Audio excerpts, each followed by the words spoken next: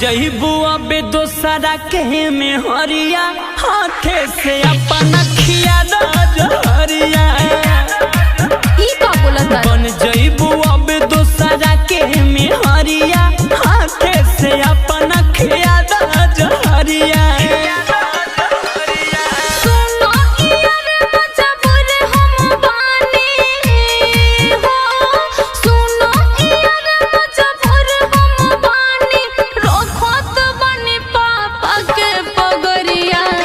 जइबू अब दोसरा के में हरिया हाथे से अपना खिया दरिया। अरे कैसे खियाई हो?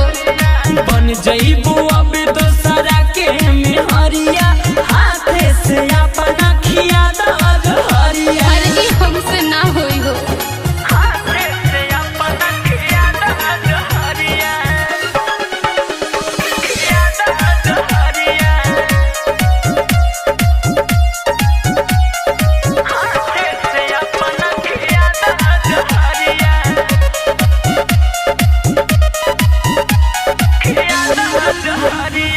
हमारा से बोला तू प्यार काहे कैलू? पहले थोड़ी मालूम रहे।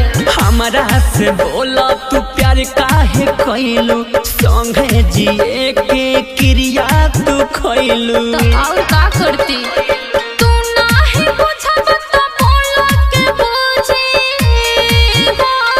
तू नाही बुझब तो बोला के बुझी। हमरा जिंदगिया के ई मजबूरिया।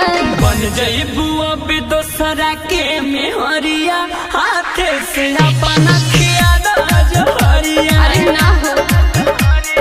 बन जइबू अब दोसरा के में हरिया हाथे से अपना खिया दरिया। अरे ऐसे मत बोलो ना।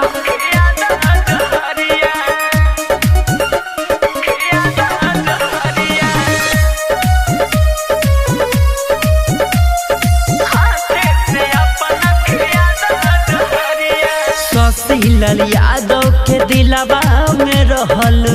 तो कहियो रह। शशिलाल यादव के दिलवा में रहल। अब काहे परभा छुरी मारिए के चलल। अरे ऐसे मत बोला। मिथिलेश में सुन राकेश रंगीला हो। मिथिलेश आरिफ राकेश रंगीला हरदम रहब दिल के भीतरिया। बन जइबू अब दोसरा के में हरिया अरे ना। हाथे से अपना खिया दरिया। अरे ऐसे मत बोला। बन जइबू अब दोसरा के में हरिया हाथे से अपना खिया दरिया। अरे ऐसे बोलबा तो शादी से पहले मर जाए।